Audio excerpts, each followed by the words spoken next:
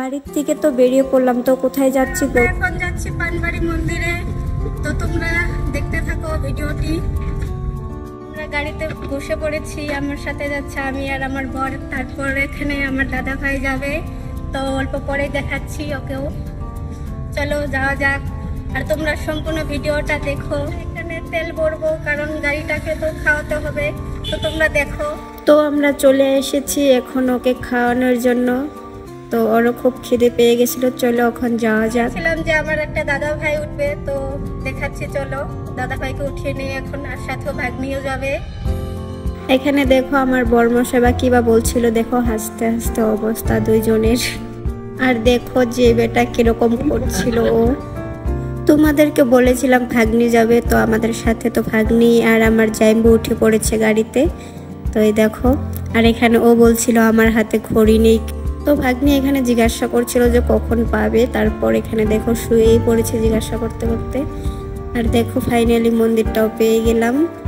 এখন আমরা গাড়ির থেকে নেমে, দেখতেই পারছো এখানে পা সা ধুয়ে এখন যাব ফুল প্রসাদ এগুলো থালি আনতে।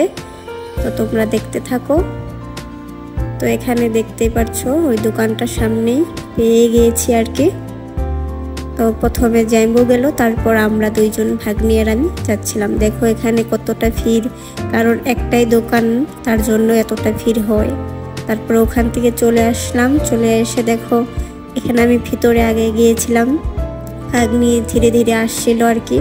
আর যখন আমরা মন্দিরে ঢুকেছিলাম তখন আর কি একটাও লোক ছিল না, ফাঁকা ছিল। প্রথমে ছিল, তারপর ছিল না।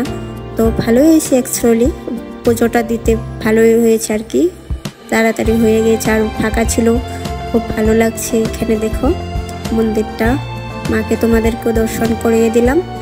এখানে ভাগ্নিও চলে এসেছে। তো এখন আমরা বসে পড়বো আর কি পুজোয়। তো দেখো ঠাকুর মশাই, তো ঠাকুর মশাই এখানে বললো যে এখানে রেখে দাও থালিগুলো, আর তোমরা এখানে বসো। তো এখানে আমরা বসলাম সবাই। ঠাকুর মশাই পুজো দিবে আর কি, সব কিছু জোগাড় যন্ত্র করছে। আর এখানে ভাগ্নি দেখো তাকিয়ে আছে কোন দিকে, আমাকেও বললো অল্প তাকাও ওই দিকে। তো এই তো পুজো দেওয়া কমপ্লিট হয়ে গেছে। এখানে বললো যে ওই পাশে যাও, ওই পাশে যে একটু পাড়ি দিয়ে দিবে, তার উপরে একটা ফুল দিয়ে দিবে।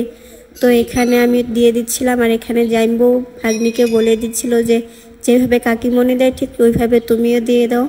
তো আমরা দুইজনে দিয়ে দিচ্ছি। এখানে প্রণাম করে নিচ্ছি। প্রণাম তো আমরা এখন প্রণাম করে এখন চারিদিকে ঘুরবো। আর ভাগ্নি এখানে দেখো লাগ পায় না বলে, তার জন্য জাইম্বু ওখানে উঁচু করে দিচ্ছিল, তারপর ও ঘন্টিটা বাজাচ্ছিল। এখানে দেখো আমি ঘুরছি, আগে আগে যাচ্ছিলাম।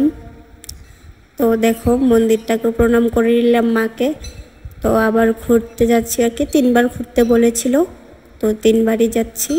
তো আমার এই ব্লগটা যদি তোমাদের ভালো লাগে তো তোমরা অবশ্যই লাইক কমেন্ট শেয়ার করে দিও, সবাই ফলো করে দিও।